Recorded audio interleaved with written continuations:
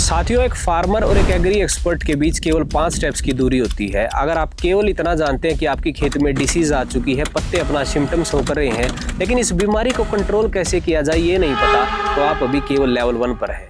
लेकिन जो किसान भाई डिसीज को समझ लेते हैं, कौन सी बीमारी फंगस से आती है, कौन सी बीमारी बैक्टीरिया से आती है और इनको कंट्रोल कैसे किया जाए, तो वो एक स्टेप आगे बढ़ जाते हैं।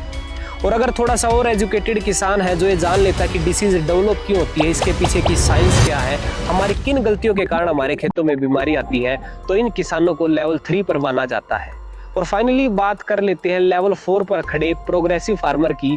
ये किसान प्रोडक्शन के मामले में हमेशा आगे रहते हैं, क्योंकि ये जानते हैं लो रिस्क पीरियड के दौरान किन केमिकल का इस्तेमाल करके हम बीमारी को आने से पहले ही कंट्रोल कर लेते हैं, इसीलिए प्रोग्रेसिव फार्मर माने जाते हैं।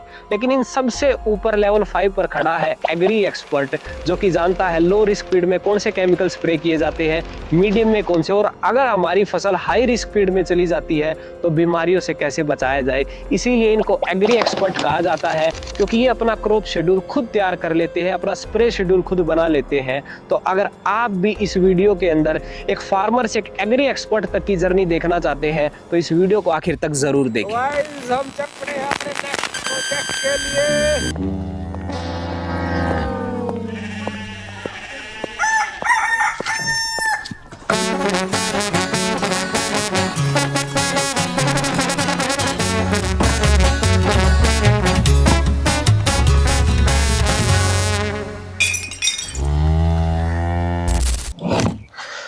The response to the channel is outstanding. Thanks for your love and support. सभी भाइयों का धन्यवाद। हमारे एग्री एक्सपर्ट सीरीज की पिछले एपिसोड में करीब 20,000 से ज़्यादा किसान भाई देख चुके हैं और बहुत अच्छे कमेंट आ रहे हैं। और आज की इस एपिसोड में हम बात करेंगे डिसीज़ मैनेजमेंट के ऊपर। ये यूट्यूब की अब तक की सबसे पहली मास्टर क्लास होगी, जिसके अंदर इतनी डिटेल में जाके प्रॉपर चार्ट के थ्रू हम आपको समझाएंगे बीमारियों को कंट्रोल कैसे किया जाए। दूसरा, कौन कौन किसान भाई इस वीडियो को देख सकते हैं। आप चाहे 1 एकड़ में खेती करते हैं या आप कॉमर्शियल एग्रीकल्चर मतलब कि उद्योगपति हैं, बड़े स्तर पर एग्री बिजनेस करते हैं, आप पॉली हाउस फार्मिंग करते हैं, बागवानी की खेती करते हैं, हर एक किसान के लिए वीडियो ज़रूरी है, क्योंकि आज हम डिटेल में चर्चा करने वाले हैं। और खासकर बड़े स्केल पर खेती करने वालों को आप बड़ा पैसा लगा होता है, इन्वेस्ट होता है, और बीमारी अगर आई तो सारा का सारा लॉस हो जाता है, प्रॉफिट नहीं निकलते हैं। तो एक तो ये रिक्वेस्ट रहेगी कि आप सब कॉपी पेन लेकर ज़रूर बैठे, क्योंकि थोड़ी सी टेक्निकल चीज़ें हैं।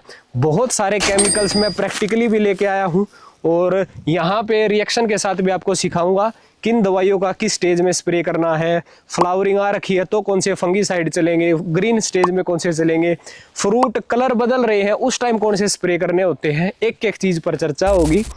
और जो भाई पहली बार आए हैं उनसे रिक्वेस्ट करूंगा कि आप हमारा पिछला एपिसोड देखें एग्री एक्सपर्ट सीरीज का, और फिर आप ये डिसीज मैनेजमेंट के ऊपर मास्टर क्लास देख सकते हैं। तो चलिए स्टार्ट करते हैं, और इस चैनल को सब्सक्राइब करना ना भूले। चलिए स्टार्ट करते हैं। तो साथियों, सबसे पहले समझते हैं डिसीज होती क्या है, क्योंकि बीमारी कंट्रोल करने से पहले ये पता होना चाहिए बीमारी होती क्या है। तो डिसीज़ की डेफिनेशन जो विज्ञान हमें बताता है, इनकम्प्लीट केमिकल रिएक्शन। आमतौर पर किसान भाई पत्ते देखकर पहचानते हैं, पत्ते पर धब्बे दिखाई दे रहे हैं, जले हुए धब्बे दिखाई दे रहे हैं, एंगुलर लीफ स्पॉट दिखाई दे रहे हैं, तो बीमारी आ गई खेत में। लेकिन इसका जो मेन फॉर्मूला होता है इनकम्प्लीट केमिकल रिएक्शन, यानी अगर हमारी केमिकल रिएक्शन जो पौधे के अंदर चलती है किसी भी कारण से उसमें बाधा आ जाती है तो बीमारी का रूप ले लेती है। मान लेते हैं कि कोई भी प्लांट है, हमने मिट्टी के अंदर लगा दिया। अब मिट्टी के अंदर फिलहाल वापसा कंडीशन है, 50% हवा है, 50% नमी है। ऐसी कंडीशन के अंदर पौधा हवा भी लेता है, सांस भी लेता है, और पानी के साथ न्यूट्रिएंट भी एब्जॉर्ब करता है। और अगर ऊपर से सनलाइट मिल रही है तो पौधा क्या होगा, एक्टिवेट हो जाएगा, इसके अंदर केमिकल रिएक्शन स्टार्ट हो जाएंगी, अपना काम करना शुरू कर देगा। 3 केमिकल रिएक्शन मेन होती है। सबसे पहले फोटोसिंथेसिस, ज़्यादातर किसान भाई जानते हैं, इसको प्रकाश संश्लेषण की प्रक्रिया कहा जाता है। इसके अंदर होता क्या है, पौधा मिट्टी से पानी के थ्रू पानी उठाता है और हवा से कार्बन डाइऑक्साइड उठाता है, और कार्बन डाइऑक्साइड और पानी मिलकर ग्लूकोज बनती है। ये पौधे का भोजन होता है, जिसको चीनी कहा जाता है, स्टार्च कहा जाता है। तो मेन खाना पौधा खुद बनाता है। और यही एक डिफरेंस है इंसानों में और पौधों में कि हम अपना खाना खुद नहीं बना सकते, इसलिए हमारा ज़्यादातर समय या तो खाना बनाने में जाता है या फिर खाना खाने में जाता है। लेकिन पौधों का ऐसा नहीं है, उनका प्रकृति ने अलग व्यवस्था कर रखी है। उनके अंदर ऐसा क्या है जो इंसानों में नहीं है। तो आप एक चीज़ नोट करना, जितने भी पेड़ पौधे हैं, सब्जियों के पौधे लगा लो, बागवानी के लगा लो या झाड़ियाँ लगा लो, हर कोई हरे रंग की क्यों मिलती है? क्योंकि एक पिगमेंट ऐसा है जो इंसानों में नहीं है और पौधों में पाया जाता है, उसको क्लोरोफिल का पिगमेंट कहा जाता है। इसी के कारण इनका ग्रीन कलर होता है और यही पिगमेंट है जो फोटोसिंथेसिस करवाता है, जो खुद पौधा अपना भोजन बना लेता है सूर्य की प्रेजेंस में। तो ये खाना बनता है, ग्लूकोज बनता है। अब जो भोजन बना है, भोजन का काम क्या होता है? भोजन को तोड़ के एनर्जी बनाई जाती है, उसको रेस्पिरेशन की प्रक्रिया बोलते हैं। पौधों को सांस लेने के लिए पहला भोजन क्या करता है? उस खाने के जो ग्लूकोज बनाया था उसको तोड़ देता है और वो एनर्जी बनती है। अब पौधों को एनर्जी क्यों चाहिए? आप देखें कि हमें पौधे ने पत्ते भी निकालने हैं, फूल भी निकालने हैं, फल भी निकालने हैं, अपनी फलियां भी निकालनी हैं, तो इन सब के लिए पौधे को एनर्जी तो चाहिए। वो कहाँ से आती है? रेस्पिरेशन से आती है। जब ग्लूकोज टूट के एटीपी एनर्जी बनाता है और पौधा अपना विकास स्टार्ट करता है। एक तीसरी केमिकल रिएक्शन और होती है जिसको ट्रांसलोकेशन ऑफ सैप बोला जाता है। पौधे के अंदर होता क्या है? दो टाइप की नालियां पाई जाती है, एक होती है जाइलम की नाली और एक होती है फ्लोएम की नाली। अब पौधा जो पानी पीता है रूट से, जो न्यूट्रिएंट आते हैं वो कैसे आते हैं? वो जाइलम की नाली से आते हैं। हमारी जड़ें मिट्टी में होती है, जड़ों में छोटे छोटे स्पोर होते हैं, वो पानी को एब्जॉर्ब करते हैं, पानी के साथ न्यूट्रिशन भी आ जाता है और पूरे पौधे में फैल जाता है और पूरे पौधे के अंदर जो भी कमी थी न्यूट्रिशन की सारी दूर हो जाती है, क्योंकि जाइलम ने अपना काम कर दिया। अब पौधे ने जो खाना बनाया है, हो सकता है वो किसी एक पत्ते में बनाया है, हो सकता है पुराने पत्ते में ग्लूकोज स्टोर है, अब नए पत्ते जो निकल रहे हैं उसको भी खाने की जरूरत है, एनर्जी की जरूरत है। तो होता क्या है? नए पत्ते का खाना पुराने पत्ते में जाता है, इसके लिए फ्लोएम की नाली का इस्तेमाल होता है। तो जब भी फूड ट्रांसफर होगा तो फ्लोएम, और पानी और न्यूट्रिशन ट्रांसफर होगा तो जाइलम। ये दो मूवमेंट होती है प्लांट के अंदर। अब सिचुएशन ऐसी बनती है कि इन तीनों रिएक्शन में से एक भी रिएक्शन अगर डिस्टर्ब हो जाती है तो पौधा कुछ ना कुछ सिम्टम शो करता है कि उसमें कुछ ना कुछ गड़बड़ होगी। या तो पत्ते पीले पड़ना स्टार्ट हो जाएंगे, या जो नया फूल निकल रहा है वहाँ पे धब्बे बनना स्टार्ट हो जाएंगे। तो ऐसा क्यों होता है? क्योंकि हमारे पत्तों पर, हमारे प्लांट में कोई एक्सटर्नल एजेंट अटैक करते हैं। अब ये एक्सटर्नल एजेंट क्या क्या हो सकते हैं? हो सकता है कि कोई इंसेक्ट अटैक कर दे, हो सकता है कोई माइक्रो ऑर्गेनिज्म अटैक कर दे। अब किसान भाई कुछ ये भी नहीं जानते होंगे इंसेक्ट और माइक्रो ऑर्गेनिज्म में क्या फ़र्क है। बहुत सिंपल सा फ़र्क है, मैं आपको बता देता हूँ। जो कीट हमें आँखों से नज़र आता है उसको इंसेक्ट कह दिया विज्ञान ने। यानी कि आप देखिए एफिड होते हैं, जैसिड होते हैं, वाइट फ्लाई होती हैं, रस चूसक जितने भी कीट होते हैं, ये सब किसान आंखों से देख लेते हैं, खेत में पहचान लेते हैं, डायग्नोज कर लेते हैं, तो ये इंसेक्ट की कैटेगरी में डाल दिए। लेकिन सारे कीट ऐसे नहीं होते जो आंखों से देख सकते हैं। कुछ कीटों का साइज बहुत छोटा होता है, यानी माइक्रोस्कोप से देखने पड़ते हैं, उनको विज्ञान ने नाम दे दिया माइक्रो ऑर्गेनिज्म। माइक्रोस्कोप से देखने पड़ते हैं तो माइक्रो ऑर्गेनिज्म। अब ये भी डैमेज कर सकते हैं, बेशक ये छोटे हैं, लेकिन जब इनकी तादाद बढ़ जाती है तो बहुत बड़े लेवल का डैमेज करते हैं, जो कि डिसीज का रूप लेती है। तो इंसेक्ट की चर्चा आज हम नहीं करेंगे, किसी नेक्स्ट एपिसोड में करेंगे। आज हमारी चर्चा रहेगी माइक्रो ऑर्गेनिज्म जो आंखों से नहीं दिखाई देते। अब ये कितने टाइप के हो सकते हैं? मेजरली 3 टाइप के होते हैं। एक तो माइक्रो ऑर्गेनिज्म होते हैं फंगस के स्पोर, और दूसरे होते हैं बैक्टीरिया के स्पोर। एक तीसरा वायरस भी होता है, लेकिन वायरस को हम जीवित में काउंट नहीं करते हैं, क्योंकि फंगस और बैक्टीरिया जीवित हैं, वो सांस लेते हैं, सारे काम करते हैं, भोजन खाते हैं। लेकिन वायरस एक ऐसा जीव है जो तभी जीवित होता है जब वो किसी लिविंग बीइंग के अंदर होता है, इसलिए इनको बायोटिक में नहीं गिना जाता।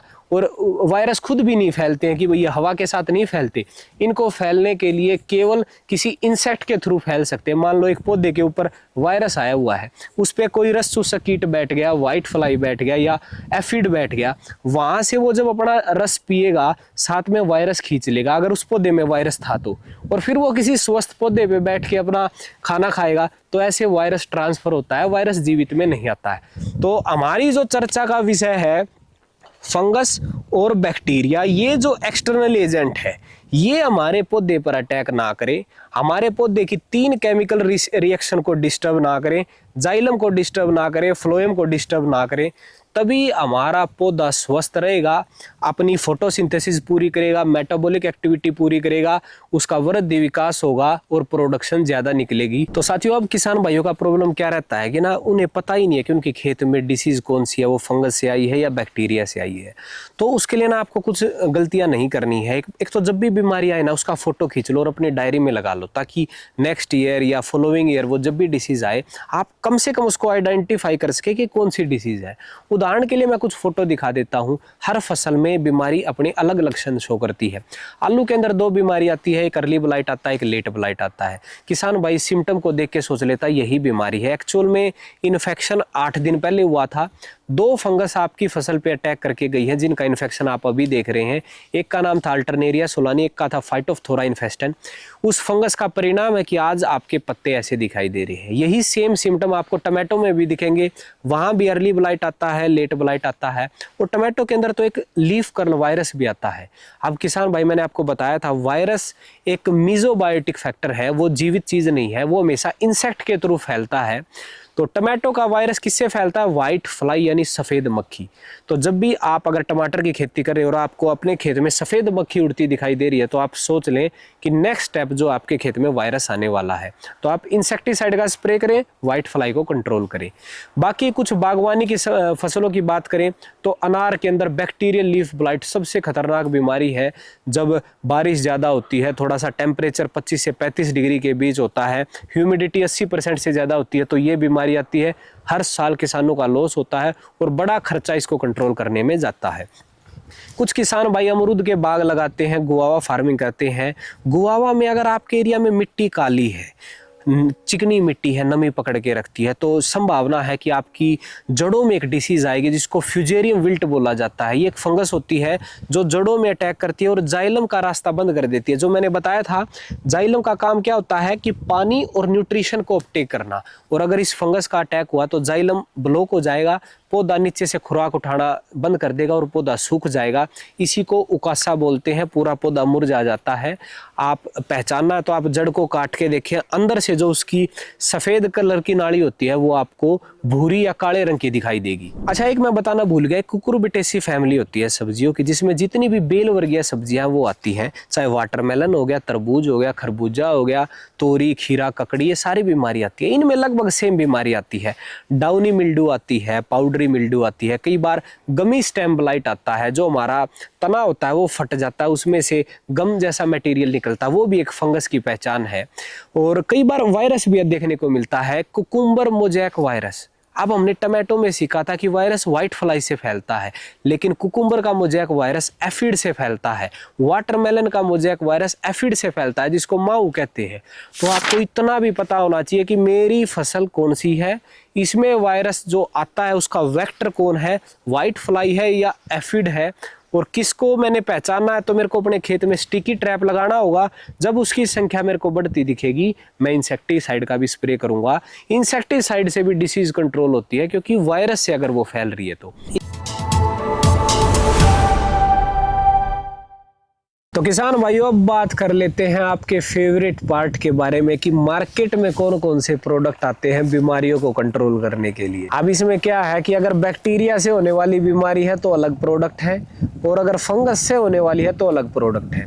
मैं आपको एक बड़ा इंटरेस्टिंग चीज दिखाता हूँ। मेरे हाथ में एक प्रोडक्ट है सिजेंटा कंपनी का, एमिस्टार्टो, ज्यादातर किसान भाई जानते हैं। ये एक सिस्टमिक फंगीसाइड है। इसके अंदर टेक्निकल क्या होता है, एजोक्सिस्ट्रोबिन प्लस डाइफेनकोनाजोल। वहीं दूसरी ओर मेरे हाथ में एक प्रोडक्ट है, ब्लू कॉपर के नाम से आता है, क्रिस्टल कंपनी का। इसके अंदर कॉपर ऑक्सीक्लोराइड टेक्निकल होता है, यानी कॉपर बेस्ड फंगीसाइड है। ये एक कॉन्टैक्ट फंगीसाइड है। अब सिस्टमिक फंगीसाइड क्या होते हैं, कॉन्टैक्ट फंगीसाइड क्या होते हैं, कुछ किसान भाई तो यही नहीं जानते, तो मैं बता देता हूं। अगर आपकी दवाई के अंदर क्षमता है कि वो पौधे के ऊपर आपने स्प्रे की, पत्तों के ऊपर स्प्रे की थी, लेकिन वो तने में भी चलेगी, फ्लावर में भी चलेगी, फ्रूट में भी चलेगी, और तो और जड़ों तक भी उसका असर चला गया, जड़ की फंगस भी उसने मार दी, तो वो सिस्टमिक फंगीसाइड होते हैं। कहीं पे भी स्प्रे लगा, फैल गई पूरे पत्ते के अंदर, पूरे पौधे के अंदर, पूरे पेड़ के अंदर। कॉन्टैक्ट फंगिसाइड के साथ ऐसा नहीं होता, ये इनका ड्रॉबैक है। जहाँ तक ये दवाई लगेगी, जहाँ तक इसका कवरेज एरिया होगा, वहीं पे अगर बीमारी का कोई स्पोर था, कोई बैक्टीरिया का जीवाणु था तो मार देगी, नहीं तो बाकी जगह इसका कोई रिजल्ट नहीं आएगा। अब ये भी सोचने की बात है, तो भाई दो प्रोडक्ट की ज़रूरत क्या पड़ी? ये दवाई जब हर जगह काम करती है तो इसी को बना दो कॉन्टैक्ट फंगिसाइड, क्या ज़रूरत है? ऐसा नहीं है। आप एक एग्जाम्पल से समझिए। आपके खेत में कोई इंसेक्ट आ गया, कोई कैटरपिलर आ गया और पूरे खेत के ऊपर उसने अटैक कर दिया, जख्म कर दिए, पूरे खेत के ऊपर धब्बे बना दिए, या फिर बीमारी आ गई जिसने स्पॉट बना दिए, भूरे धब्बे, लाल धब्बे। अब होगा क्या? आपका पौधा हरा नहीं है, कहीं पर आपका जाइलम डैमेज है, कहीं पर फ्लोएम डैमेज है, और जब आप दवाई का स्प्रे करेंगे उसे फैलने में दिक्कत होगी। मान लो आपका तने के ऊपर बीमारी है, स्प्रे आपने पत्तों के किया है तो तने से ऊपर की बीमारी को कंट्रोल कर लेगा, नीचे नहीं जा पाएगा। क्यों? क्योंकि सिस्टेमिसिटी नहीं है। तो ऐसी कंडीशन में ये दवाई फेल हो जाती है, क्योंकि बीमारी जब ज़्यादा आ जाती है फिर काम आते हैं हमारे कॉन्टैक्ट फंगिसाइड। इसको आप कहीं भी स्प्रे करो, जहाँ बीमारी के ऊपर लगेगा उसको मार देगा। अब कंपनी ने क्या किया है कि दोनों को प्री मिक्स कंडीशन में भी आते हैं, यानी कि सिस्टमिक फंगिसाइड और कॉन्टैक्ट फंगिसाइड मिले मिलाए मार्केट में आते हैं। वो दोनों तरीके से काम कर सकते हैं, डबल एक्शन फॉर्मूला होता है। तो अब मैं क्या करके आपको प्रोडक्ट दिखाता हूँ। ये मैंने आपको दिखा दिया। एक बासफ कंपनी का एक्रोबैट आता है, ये भी सिस्टमिक फंगिसाइड है। कब काम करेगा? जब पौधा आपका पूरा आ रहा है, सभी प्रकार की डिसीज को कंट्रोल करता है। डाइमेथोमोर्फ इसके अंदर टेक्निकल है। ये आपने देखा होगा बेविस्टीन के नाम से आता है, कार्बेंडाजिम 50%। अगर आपने कोई ऐसी फसल लगा रखी है जो थोड़े से एरिया में है, ज़्यादा महंगा फंगिसाइड नहीं करना चाहते, तो बहुत अच्छा सिस्टमिक फंगिसाइड है, लगभग सभी बीमारियों पे काम करता है। और एक प्रोडक्ट आता है थायोफनेट मिथाइल, जानते हैं किसान भाई? आई थिंक इंडोफिल कंपनी का रोको के नाम से ब्रांड जो उसकी फेमस है, ये तो हम किसी दूसरी कंपनी का आपको दिखाने के लिए लाए हैं। थायोफनेट मिथाइल 70% होता है। ये सिस्टमिक फंगिसाइड आपको पता होना चाहिए। ये तब अगर पौधे के ऊपर बीमारी है, पूरा पौधे के ऊपर बीमारी आ चुकी है, थायोफनेट मिथाइल मत करना, कोई ना कोई कॉन्टैक्ट फंगिसाइड आपको चाहिएगा। ये मेन ब्रांड है बायर कंपनी का, कॉस्टली प्रोडक्ट है, नेटिवो के नाम से आता है। जनरली जितनी भी ब्लास्ट डिसीज़ होती हैं, ब्राउन स्पॉट डिसीज़ होती हैं, जो घातक बीमारी है, सारी फसलों में ये कंट्रोल करता है। 0.6 ग्राम पर लीटर के हिसाब से इसको किसान भाई स्प्रे करते हैं। 100 लीटर पानी में 60 ग्राम, 200 लीटर पानी में 120 ग्राम इसकी डोज है। कॉस्टली प्रोडक्ट है, अगर आप यूज़ कर सकते हैं, बहुत अच्छा प्रोडक्ट है। और एक मैं दिखा देता हूँ, ये भी मेन ब्रांड है, अजोक्सिस्ट्रोबिन प्लस टैबुकोनाजोल, अडामा कंपनी की कस्टोडिया ब्रांड इसकी फेमस है। ये भी सिस्टमिक फंगिसाइड है, डबल टेक्निकल है, तो लगभग कवरेज एरिया बहुत सारी बीमारी पर देता है। शीत ब्लाइट से लेके डाउनी मिल्डू, बहुत सारी सब्जियों वाले किसान भी यूज़ करते हैं, बहुत अच्छा टेक्निकल है। तो ये हमने समझी सिस्टमिक केमिकल जो आप स्प्रे कर सकते हैं। कॉन्टैक्ट में हमारे पास क्या ऑप्शन है? कॉपर ऑक्सीक्लोराइड ब्रांड है अपने आप में। ज़्यादातर कहाँ? सिट्रस की खेती जितने किसान भाई करते हैं, सिट्रस में भी दो बीमारी आती है, एक सिट्रस ग्रीनिंग और एक सिट्रस कैंकर। अब ये दोनों डिसीज़ के आप सिम्टम देखो, ये दोनों बैक्टीरिया से होती है, और बैक्टीरिया से जो बीमारी होगी वो फंगिसाइड से ठीक नहीं होगी, उसके लिए बैक्टीरिया साइड चाहिए होता है। और कॉपर एक अपने आप में ऐसा प्रोडक्ट है जो फंगिसाइड भी और बैक्टीरिया साइड भी है। तो जो भी आप एंटीबायोटिक मिलाते हो उसके साथ आप कॉपर ऑक्सीक्लोराइड मिला सकते हो। तो ये हमारा कॉन्टैक्ट में चलेगा, जब बीमारी आ रखी है तब चलेगा। ध्यान ये रखना है, फूल अवस्था में आप इसका इस्तेमाल ना करें। एक इंडोफिल का M45 ब्रांड है, सारे किसान भाई जानते हैं, बहुत सस्ता प्रोडक्ट है, बहुत ज़बरदस्त रिजल्ट देता है। 2 ग्राम पर लीटर के हिसाब से किसी भी फसल में किसी भी स्टेज पे आप स्प्रे करो, हरा भरा करने में भी इसका रिजल्ट है। तो ये भी कॉन्टैक्ट फंगिसाइड है। और finally captan plus hexaconazole, Tata company की ताकत के नाम से प्रोडक्ट आता है। ड्रेंचिंग भी करते हैं किसान भाई, ज़्यादातर जो सब्जी की पौध लगाते हैं ना, तो स्टार्टिंग के टाइम में जो डैम्पिंग ऑफ डिसीज आती है उस टाइम में इसकी ड्रेंचिंग करी जाती है पौधों में। 2 ग्राम पर लीटर के हिसाब से घोल बना के 5-10 ml पानी प्रति पौधा डाला जाता है, बीमारी को रोक लेती है, डैम्पिंग ऑफ नहीं आने देती। बहुत अच्छा प्रोडक्ट है, लेकिन कॉन्टैक्ट है, दोनों टेक्निकल कॉन्टैक्ट फंगिसाइड है, सिस्टमिक नहीं है ये। अब कुछ किसान भाई, जो मैंने कहा था प्री मिक्स जिन फंगीसाइड को प्रीमिक्स बोला जाता है। यूपीएल कंपनी का साफ आता है कार्बेंडाजिम प्लस मैंकोजेब। कार्बेंडाजिम हमने दिखाया था जो बेविस्टीन के नाम से आता है, और मैंकोजेब जो M45 के नाम से आता है। ये अलग अलग आते थे। कंपनी ने क्या करा, इन दोनों को मिला के एक नया प्रोडक्ट बना दिया जिसको 1263 fungicide carbendazim plus mancozeb UPL का साफ आता है। ये टेक्निकल में दोनों मिक्स है, यानी कि ये दोनों तरीके से काम करेगा। तो ये हो गया।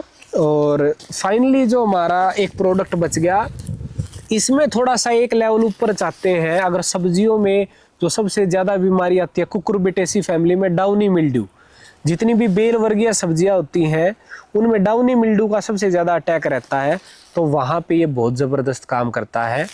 ये टाटा कंपनी का मास्टर है। सिजेंटा कंपनी का रेडोमिल गोल्ड के नाम से आता है। मेटालेक्सिल प्लस मैंकोजेब इसके अंदर प्रोडक्ट होता है।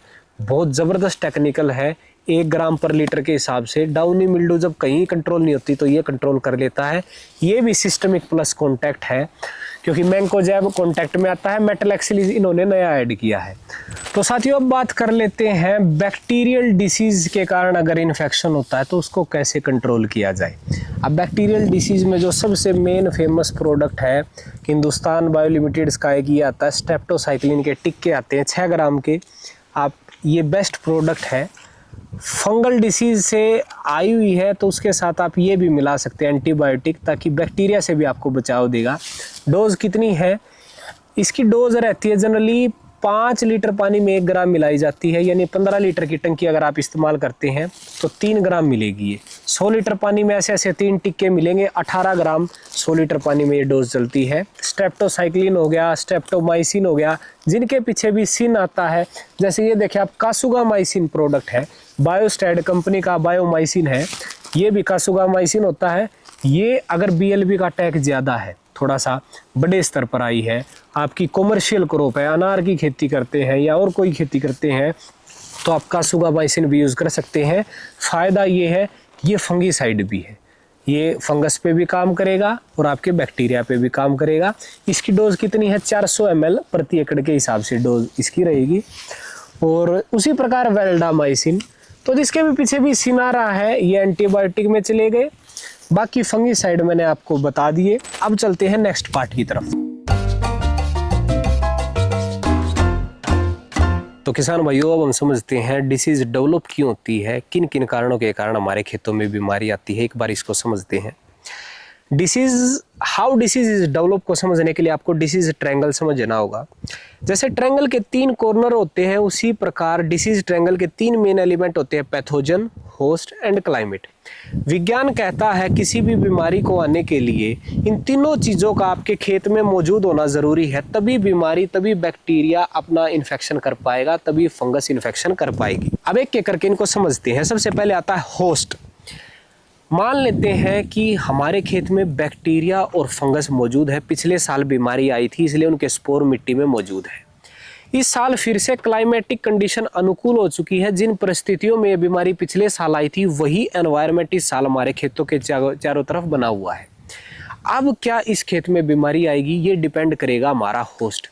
क्या वो फसल हम इस साल लगा रहे हैं जो पिछले साल लगाई थी, जिसके ऊपर ये अटैक करती है? मान लो लेट ब्लाइट और अर्ली ब्लाइट आलू की खेती में आता है, नवंबर दिसंबर महीने में आता है, लेकिन इस साल हमने फसल लगा दी गेहूं की, तो क्या बीमारी आएगी? नहीं आएगी, क्योंकि हमने होस्ट बदल दिया। वो होस्ट है ही नहीं हमारे खेत के अंदर जिसके अंदर इन्फेक्शन ये फंगस करती है। तो हुआ क्या, होस्ट नहीं है तो बीमारी नहीं आई। यानी कि तीनों चीज़ों का होना ज़रूरी है। होस्ट भी 2 टाइप का होता है। आपका होस्ट डिसीज ससेप्टिबल है, बीमारियों को बुलाता है, आमंत्रण देता है, या डिसीज रेजिस्टेंट है, बीमारियों से लड़ता है। आपके पौधे मजबूत है, इम्यून सिस्टम स्ट्रॉन्ग है, तो कैसी कंडीशन है उस पर भी डिपेंड करता है इन्फेक्शन होगा या नहीं होगा। अब किसान भाई सवाल करेंगे कि हम अपने पौधों को होस्ट ससेप्टिबल क्यों बना देते हैं, कौन कौन सी गलती होती है? कई बार कई टाइप के फैक्टर होते हैं। हो सकता है क्लाइमेटिक फैक्टर्स हो। कई बार जब तेज आंधी चलती है, साइक्लोन आते हैं, हमारे पौधे इधर उधर हिलते हैं, तो होता क्या है, हमारे पत्ते आपस में टकराते हैं, शाखाएं आपस में टकराती हैं और पत्तों पर जख्म होते हैं। और जहां जख्म हो जाता है पत्ते का, पौधे का, सेल वॉल ब्रेक हो जाती है। अब कोई भी बैक्टीरिया और फंगस आसानी से इन्फेक्शन कर सकता है। यानी कि जो पहले होस्ट रेजिस्टेंट था क्योंकि उसकी सेल वॉल मजबूत थी, आंधी तूफान के बाद जख्म हुए, सलवाल कमजोर हुई, अब हमारे दरवाजे खुले हैं, बीमारी आ सकती है, अब हमारा होस्ट ससेप्टिबल है। तो ये कारण है क्लाइमेटिक फैक्टर के कारण। लेकिन कई बार ये गलती ह्यूमन एरर से भी हो जाती है। कई बार मौसम ऐसा है कि भाई बैक्टीरियल लीफ ब्लाइट आने की संभावना है और हमने बाग लगा रखा है, अमरूद का बाग है, अनार का बाग है या किसी भी फसल का बाग है, और हमने क्या किया, हमने उसमें कटिंग स्टार्ट करवा दी। जो सीजर हमने इस्तेमाल की उसमें डेटॉल का इस्तेमाल नहीं किया और पूरे बाग में कटिंग कर दी, पूरे बाग में जख्म कर दिए। अब कंडीशन मौजूद थी, बैक्टीरिया मौजूद था और हमने बाग में जख्म दे दिए, तो जो फायदे के लिए हमने सोचा था ट्रेनिंग एंड प्रूनिंग करेंगे, बढ़वार होगी, वहाँ घाटा हो सकता है, अब सीधा इन्फेक्शन होगा। तो कई बार ह्यूमन एरर से भी हो जाता है, हमारा होस्ट ससेप्टिबल हो जाता है। इसलिए रिकमेंडेशन की जाती है कि आप जब भी कटिंग करें 20 ml पर लीटर की दर से आप डेटॉल मिलाएं, सीजर को अच्छे से सैनिटाइज करें, फिर कटिंग करें और कटिंग के तुरंत बाद आपको कॉन्टैक्ट फंगिसाइड का इस्तेमाल करना होता है। अच्छा, कई बार क्या होता है, बीमारी केवल जो होस्ट ससेप्टिबल हो जाता है वो न्यूट्रिएंट डेफिशिएंसी पे भी हो जाता है। हमने किसी न्यूट्रिएंट की कमी कर दी, मान लो जिंक की कमी है, मैग्नीशियम की कमी है, पत्ते जो पहले हरे रंग के थे वो धीरे धीरे पीले होने स्टार्ट हो गए। अब पत्ता पीला हो गया, जो हमने पिछले भाग में सीखा था फोटोसिंथेसिस में चेंज आ जाएगा। अब पौधा खाना कम बनाएगा, एनर्जी कम बनाएगा, उसकी ग्रोथ कम होगी, पौधे वीक हो जाएंगे। और पौधा अगर वीक हो गया तो कोई भी बैक्टीरिया, कोई भी फंगस इन्फेक्शन आसानी से करेगा। और एक बार एक बीमारी ने इन्फेक्शन कर दिया तो 100 बीमारी भी इन्फेक्शन कर देगी, क्योंकि वो एक बीमारी अंदर जाके केमिकल रिएक्शन डिस्टर्ब कर देंगी, पौधे का इम्यून सिस्टम तोड़ देंगी और भी डिसीज आ जाएंगी। तो कई बार होस्ट ससेप्टिबल न्यूट्रिएंट डेफिशिएंसी से भी बनता है। तो ये 3 सिचुएशन हमने समझी। होस्ट ससेप्टिबल ना बने, होस्ट रेजिस्टेंट बने, उसके लिए क्या करना होगा? सबसे पहला आप न्यूट्रिशन का ध्यान रखें। किसी भी न्यूट्रिएंट की डेफिशिएंसी हमें आने नहीं देनी है, पौधों को हरा भरा रखना है। न्यूट्रिएंट डेफिशिएंसी किस कमी में कैसे लक्षण दिखाई देते हैं, इसके लिए हमने पिछला पार्ट बनाया, आप जाके देख सकते हैं। अब बात करते हैं क्लाइमेट की। किसान भाइयों, क्या आपने कभी नोट किया है कोई भी डिसीज हमें साल भर क्यों नहीं दिखाई देती? क्योंकि हर डिसीज के जो कोजल ऑर्गेनिज्म है उनको एक अनुकूल क्लाइमेट चाहिए होता है अपने विकास के लिए। और बेसिकली क्लाइमेट मतलब क्या? Temperature, humidity, air, leaf वेटनेस, fruit वेटनेस और क्लाउडी वेदर, ये है क्लाइमेट का मतलब। यहीं से डिसाइड होता है कि बीमारी होगी या कौन सी होगी। अब एग्जांपल लेते हैं। नवंबर दिसंबर महीने में जब ठंड ज़्यादा होती है, फोग धुंध ज़्यादा पड़ती है, टेम्परेचर 10 से 20 डिग्री सेल्सियस होता है, ऐसी कंडीशन में अगर आपने खेत में आलू की फसल लगा रखी है तो उसमें फाइटोफथोरा इन्फेस्टन नाम की फंगस का अटैक होता है, जो कि लेट ब्लाइट पछेती झुलसा का रूप लेती है। क्यों हुआ उस टाइम पे ये अटैक? क्योंकि इस टाइम पे फाइटोफथोरा इन्फेस्टन इस टेम्परेचर, इस ह्यूमिडिटी के ऊपर एक्टिवेट हो जाती है।